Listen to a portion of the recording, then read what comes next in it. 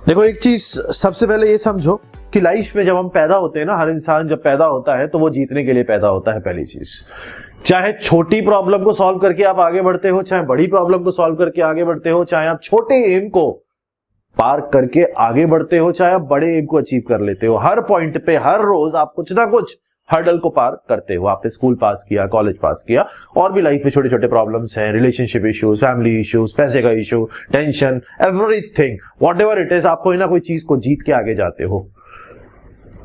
हारना हमारे नेचर में नहीं होता, हारना हमारी नेचर में नहीं होता। हार हम इसलिए मिलती है हमें हार, क्योंकि हम अपने आप को उस तरीके से कंडीशनिंग दे देते हैं। अब कंडीशनिंग क्या होता है, क्यों ऐसा होता है, वो समझने से पहले मैं आपको एक छोटी सी स्टोरी समझाता हूं। एक बार एक आदमी गांव में जा रहा था, चलता हुआ। वो गांव में देखता है कि 3 हाथी थे, तीनों के तीनों हाथी, हाथी बहुत बड़ा होता है, तीनों के तीनों हाथी रस्सी के साथ एक पेड़ पे बंधे हुए थे। रस्सी के साथ तीनों हाथी, बड़े बड़े हाथी थे, वो रस्सी के साथ एक पेड़ में बंधे हुए थे और वो हिल भी नहीं रहे थे वहां से। तो वो आदमी को लगता है, यार ये तो बहुत अजीब चीज है, समझने की कोशिश करना, कंडीशनिंग, ये तो बहुत अजीब चीज है, ये कैसे, ऐसा कैसे, इतना बड़ा हाथी तो एक झटके में तोड़ सकता है, बट ये तोड़ नहीं रहा। तो वो जाता है जिसके हाथी होते हैं उसके पास, उससे कहता है, भाई साहब एक बात बताओ यार, ये हाथी इतने बड़े बड़े हैं, इतनी छोटी पतली रस्सी से आपने बांध रखा है और ये हिल भी ना ऐसे कैसे। तो वो हंसता है, वो कहता है, जब ये छोटे थे ना तो मैंने इनको रस्सी से बांधा था इस टाइप की, तो तब से अब तक मैं इसी रस्सी से बांध रहा हूं, उस समय ये तोड़ नहीं पाते थे। तो अब इनके इस तरीके से सिस्टम बन गया है, इस तरीके से कंडीशनिंग हो गई है कि इनको ये लगता है कि रस्सी टूट ही नहीं सकती, तो ये ट्राई ही नहीं करते, तो ये कोशिश ही नहीं करते। मतलब लाइफ में आप अपने आप को इस तरीके से कंडीशन कर लेते हो, अपने आप को इस तरीके से बना लेते हो कि आप उस कंफर्ट जोन से बाहर निकल के खड़े होने की कोशिश ही नहीं करते हो, आप कोशिश ही नहीं करते हो। आप बोलते हो कोई इंसान पहली बार एग्जाम देता है, पहली बार कोई चीज ट्राई करता है, उसे सक्सेस मिल जाती है, यार वो लकी है, उसने पहली बार ट्राई किया, उसको सक्सेस मिल गई। मैं उससे ज्यादा मेहनत कर रहा हूं पिछले 5 साल से, तब भी मुझसे एग्जाम नहीं निकल रहा। बोला जाता है ना, practice makes a man perfect, नहीं, perfect practice makes a man perfect. Perfect practice means practice in the right direction. अगर आपको एक बार फेलियर मिलता है और दोबारा भी उसी डायरेक्शन में चलने पे फेलियर मिलता है, तिबारा भी मिलता है, तो आप आज तक समझ ही नहीं पाए कि आपकी कमी क्या है।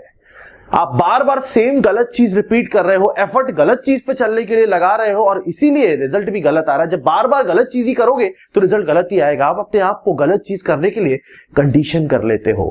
मैं बच्चों को बोलता हूं सुबह उठ के पढ़ा करो, बच्चे कहते सर मैं सुबह उठ नहीं पाता, मैं उठ नहीं पाता। व्हाट इज उठ नहीं पाता? उठ नहीं पाता मतलब आपने अपनी बॉडी को ऐसे कंडीशन कर दिया कि नहीं यार मैं उठूंगा ही नहीं, मैं तो उठ ही नहीं सकता, मैं ये कर ही नहीं सकता, मैं पढ़ ही नहीं सकता, मैं एग्जाम निकाल ही नहीं सकता, मैं बिजनेस स्टार्ट कर ही नहीं सकता, मैं जिम जा ही नहीं सकता, मैं बहुत मोटा हो गया हूं, मैं ठीक कर ही नहीं सकता, ये सब कर नहीं सकता। क्या है ये? कंडीशनिंग है।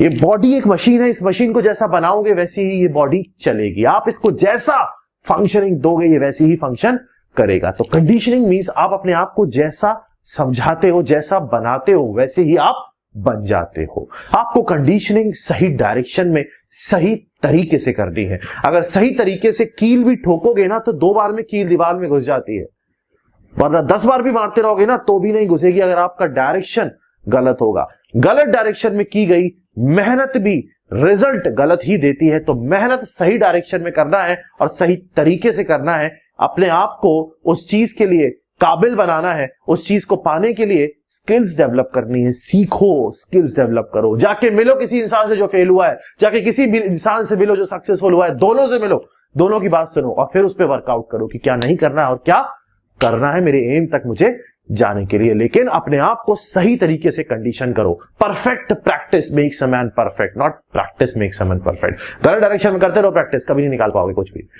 जो बच्चे करते हैं। अब गलत डायरेक्शन क्या है, आज मैं आपको 4 चीजें बताने वाला हूं, जो 4 चीजें आपको कहीं ना कहीं आपकी स्टडीज में हेल्प करेंगे अगर आप उन चीजों को अप्लाई करोगे। क्योंकि मैं भी करता था और पिछले 10 साल से मैं स्टूडेंट्स को बता रहा हूं, पढ़ा रहा हूं, और वो प्रैक्टिकली इंप्लीमेंटेड चीजें हैं जिनसे फायदा हुआ है स्टूडेंट्स को। स्टार्ट करते हैं पहली चीज से। पहली चीज जो मैं आपको आज बताने वाला हूं वो है एग्जाम की प्रिपरेशन स्टार्ट करने से पहले आपको पता होना चाहिए कि उसका सिलेबस क्या है और वो किस टाइप के क्वेश्चन पूछता है और किस टाइप के नहीं पूछता है। बच्चों से पूछते हैं कि आप तैयारी कर रहे हो? हाँ हाँ सर, यूपीएससी की तैयारी कर रहा हूं। सिलेबस बताना जरा इसका। नहीं पता। तैयारी कर रहा है, प्रिपरेशन कर रहा है, सिलेबस ही नहीं पता। सिलेबस ही नहीं पता है। सिलेबस वो पहला डॉक्यूमेंट है जो एग्जाम देने से पहले आपको देखना होता है, आपको पता होता है स्टार्ट करने से पहले कि टॉपिक क्या है, और अगर आपको वही नहीं पता है तो आप प्रिपरेशन क्या कर रहे हो। आपको सिलेबस इधर रखना होता है, आपको प्रीवियस ईयर इधर रखने होते हैं। सिलेबस से एक टॉपिक उठाओ, उसके 10 साल के प्रीवियस ईयर पलट पलट के वो टॉपिक को ढूंढो। वो टॉपिक जिस साल में जिस लेवल तक उस पर क्वेश्चन पूछा गया उसको नोट करते चले जाओ। ऐसे हर टॉपिक है जो सिलेबस में दिया है, 1 दिन 2 दिन लगता है इसको करने में, लेकिन ये चीज बाद में इतना फायदा देती है आप इमेजिन नहीं कर सकते। इसको बोलते हैं smartness, quality work not quantity. पढ़ते रहो पूरे दिन गधों के जैसे। गधा नहीं बनना है। गधा कंडीशनड होता है एक काम करने के लिए। आप इंसान हो, आपके पास दिमाग है, आप अपने आप की कंडीशनिंग अपने अकॉर्डिंग, अपने फायदे के लिए, अपने गोल की तरफ चलने के लिए कर सकते हो। Syllabus, previous year, topic, question का लेवल और क्वेश्चन किस तरीके से पूछा जाता है नोट करो हर टॉपिक के लिए। चार्ट पेपर पे नोट करो, बनाओ एक एनालिसिस, और उसके बाद वर्क करना स्टार्ट करो। पहली गलती जो बच्चे करते हैं, सिलेबस ही नहीं पता है, पता ही नहीं क्या पढ़ना है क्या नहीं पढ़ना है, कुछ नहीं पता।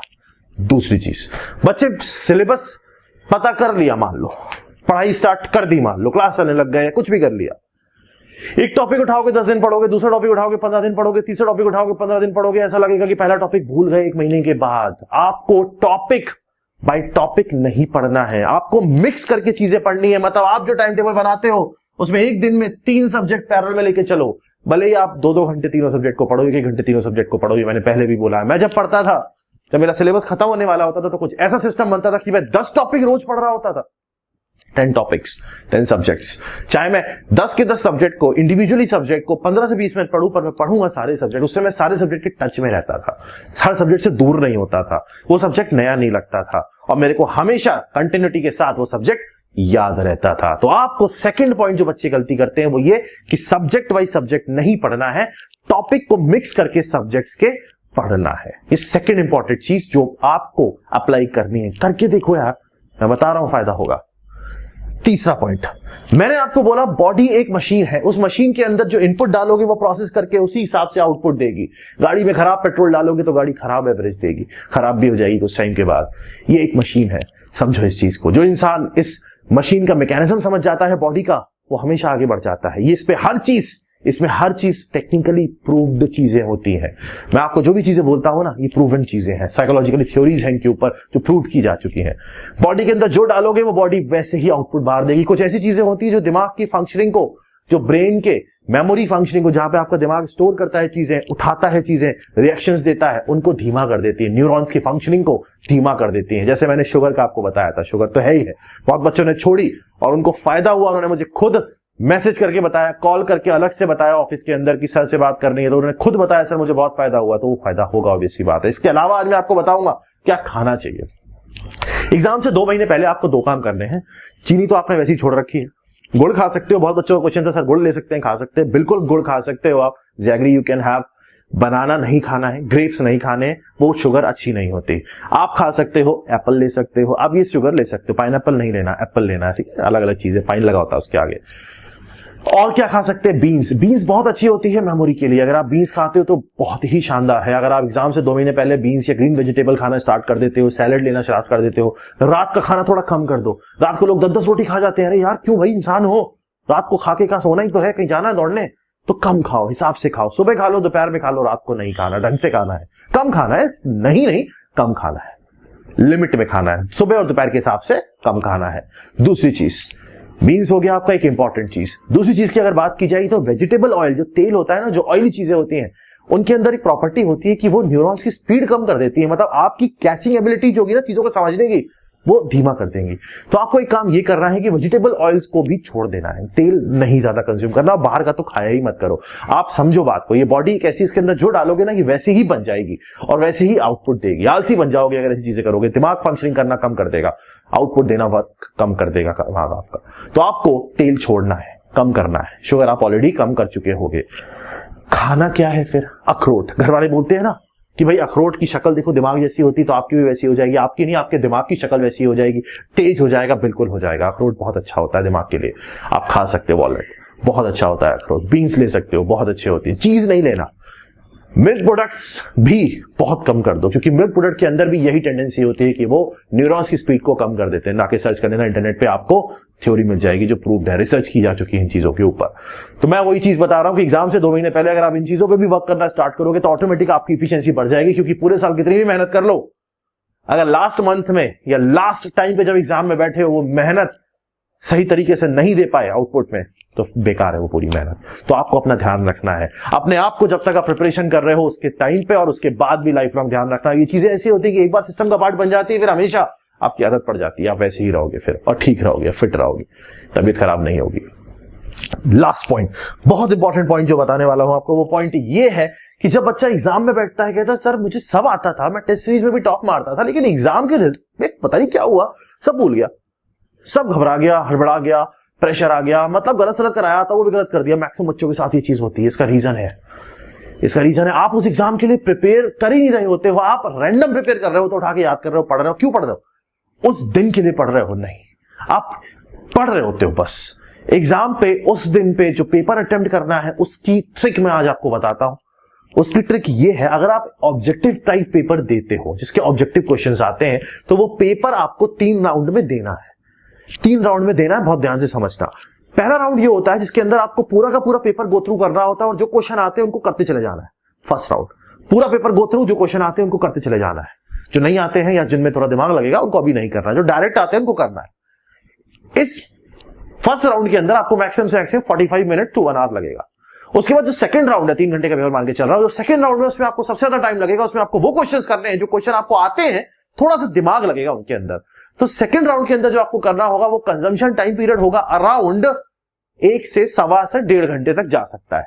तो पहला वाला 1 घंटा मान लो, दूसरा वाला 1.5 घंटा मान लो, बचा हुआ जो आधा घंटा है वो लास्ट के लिए छोड़ दो, जो लास्ट राउंड होगा जिसमें आपको वो क्वेश्चन ट्राई करने जो आपको नहीं आते।